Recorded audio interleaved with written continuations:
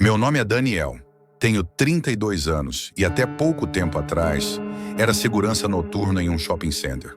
Um lugar tranquilo, relativamente afastado do centro, com movimento mais forte nos fins de semana. Parecia o emprego ideal. Turno noturno, silêncio, ar-condicionado funcionando bem, nada de confusão. Mas tudo mudou naquela maldita noite. Hoje eu preciso da ajuda de vocês. Preciso que me digam o que devo fazer, o que significou tudo aquilo que vi. Mas antes, deixem-me contar exatamente o que aconteceu. A verdade completa. A noite que transformou minha vida num pesadelo. E talvez tenha deixado algo à minha espreita. Era uma quarta-feira qualquer. Eu estava de folga na noite anterior, então aproveitei para descansar. Dormi bem, nada de pesadelos, nada de presságios. Apenas uma noite tranquila. Mas quando cheguei no shopping para mais um turno, algo já parecia estranho. O estacionamento estava mais vazio do que o habitual e havia uma viatura parada próximo à entrada de serviço. Dentro, um policial fumava encostado na porta, olhando para o nada. Seu olhar me deu calafrios. Não era o tipo de expressão que você espera ver em alguém acostumado com tragédias. Era algo quebrado. Assim que passei pela catraca de funcionários, fui chamado pelo supervisor da noite, Júlio, um homem sério, metódico, que raramente se permitia expressar emoção. Mas naquele momento, seu rosto estava pálido. "Daniel, precisamos conversar", ele disse, me puxando para uma sala nos fundos. Foi lá que me contou o que aconteceu. Naquela manhã, funcionários da loja West e Cia, especializada em roupas masculinas, encontraram o corpo de um homem estirado no chão, sem sinais de agressão, sem sangue, sem luta, apenas morto. O nome dele era Leandro, um funcionário antigo. Eu o conhecia de vista. Trocávamos algumas palavras de vez em quando, o suficiente para saber que ele era um cara tranquilo, um pouco reservado. Trabalhava lá havia uns 3 anos, se não me engano. Nunca teve problemas. A polícia investigou, mas não encontrou nada de anormal. O laudo preliminar indicava uma parada cardíaca, mas algo naquela explicação não batia. Havia muitas lacunas. Foi aí que pediram minha ajuda para revisar as gravações das câmeras de segurança da noite anterior. Eu aceitei. Afinal, era parte do trabalho, certo? Mas eu me arrependo disso até hoje. Voltei para a sala de monitoramento. É um ambiente frio, iluminado por telas e monitores. O tipo de lugar que faz você perder a noção do tempo. E ali comecei a assistir às imagens. Comecei pelo horário de fechamento da loja, por volta das 20h40. A movimentação era normal. Clientes saindo, luzes sendo apagadas, funcionários encerrando o expediente. Foi então que vi Leandro entrando novamente na loja. Ele parecia exausto, como se tivesse voltado para buscar algo. A gerente, Mariana, se aproximou e o avisou que já estavam fechando. Ele fez um gesto com a mão, indicando que só ia usar o banheiro dos fundos. E entrou. A câmera que cobre o corredor dos fundos mostrou ele se arrastando até o banheiro. O andar dele estava instável, como se tivesse tonto. Talvez um mal-estar. Encostou-se à parede e, alguns segundos depois, deslizou até o chão. Naquele momento, meu coração já estava acelerado. Algo me dizia que não era apenas um desmaio. Leandro ficou ali por alguns minutos, imóvel. Então, lentamente, começou a se mover. Massageava a cabeça, tentando se orientar. Quando finalmente se levantou, notou que estava escuro. A loja já estava fechada e ele havia ficado preso lá dentro.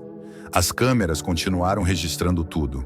Nosso sistema troca automaticamente para o modo noturno.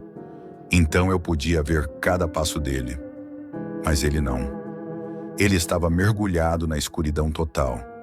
Dava para sentir o pânico crescendo nos seus movimentos. Começou a tatear pelas paredes, procurando por um interruptor, por uma saída, qualquer coisa. Foi aí que ouvi o primeiro barulho. Simulation, ouvi. Mesmo com os microfones das câmeras sendo péssimos, o som foi claro, um estalo seco, como algo sendo arrastado. Leandro também ouviu. Ele parou. Seu corpo congelou por um segundo e então se moveu rapidamente em direção ao balcão. Encontrou um interruptor e com as mãos trêmulas o acionou. As luzes acenderam e foi aí que eu percebi. Os manequins haviam mudado de lugar. A loja West Sea era conhecida por usar uma grande quantidade de manequins. Alguns exibiam roupas nas vitrines, outros ficavam espalhados em pontos estratégicos, simulando clientes em situações diversas. Sempre achei aquilo meio esquisito, mas nunca dei muita bola. Até aquele momento. Vários manequins estavam virados para Leandro. Um deles, que antes ficava junto à parede, agora parecia estar alguns passos mais à frente. Era como se tivessem dado um pequeno passo, juntos. Leandro não percebeu de imediato. Estava ocupado demais tentando entender o que estava acontecendo. Vasculhou gavetas, revirou mochilas de funcionários. Tentou usar o telefone da loja, sem sinal. A tempestade que se formava do lado de fora interferia em tudo. A chuva já batia forte contra os vidros. E então, as luzes piscaram.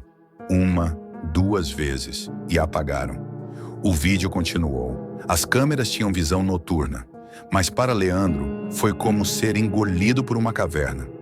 O som da chuva cessou abruptamente, sem trovões, sem vento. Apenas um silêncio total.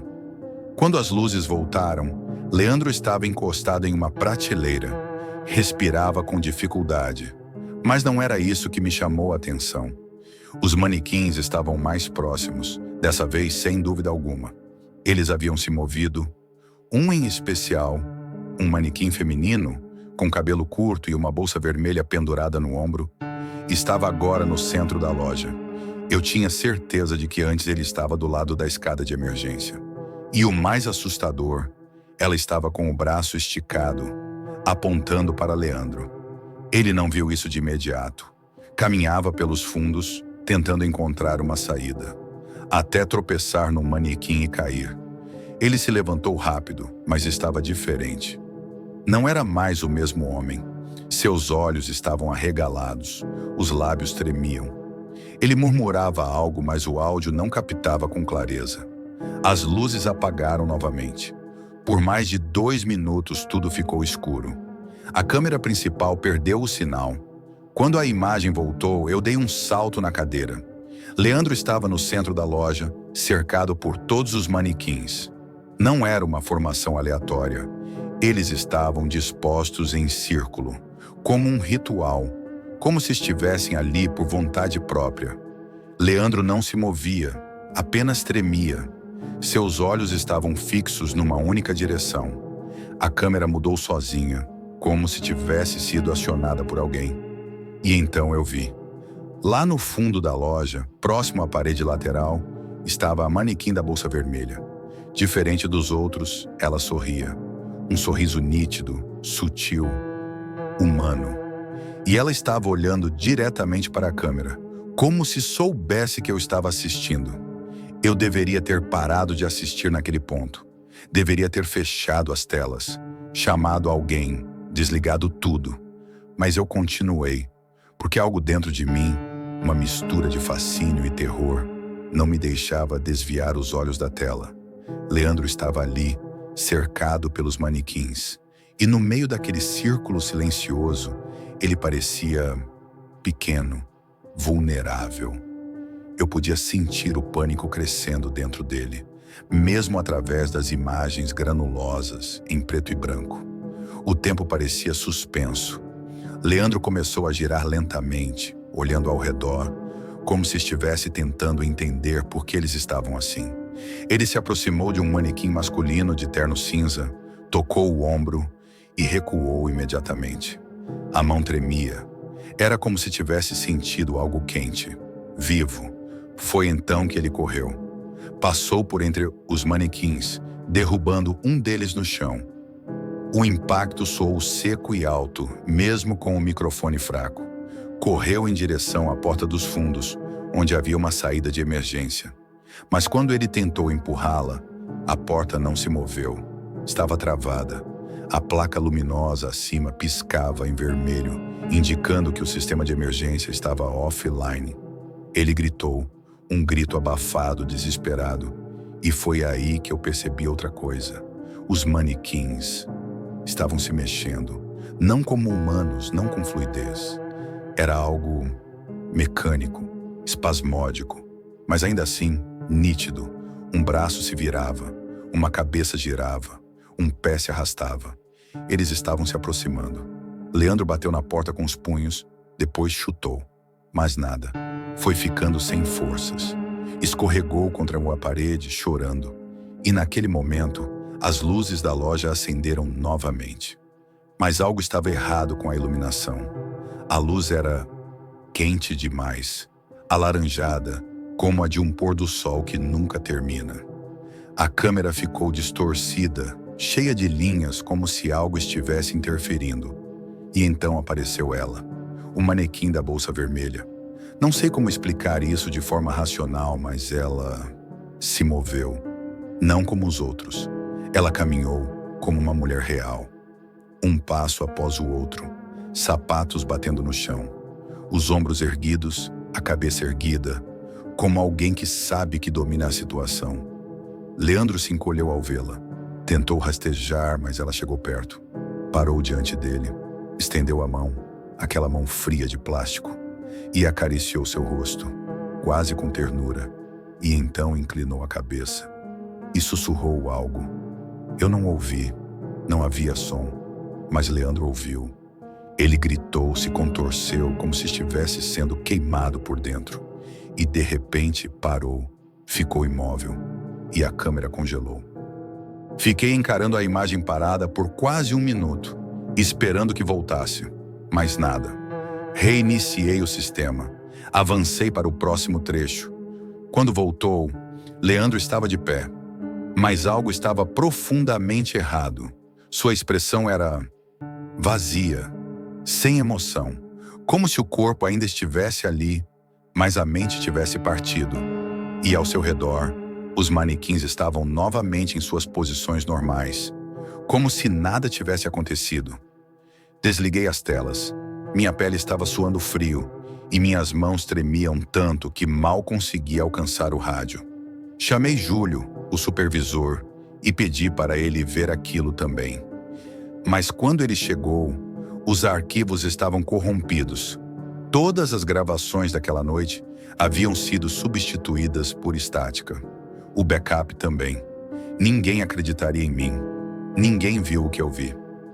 Júlio disse que eu devia estar cansado, impressionado pela morte do Leandro, que era comum a mente pregar peças.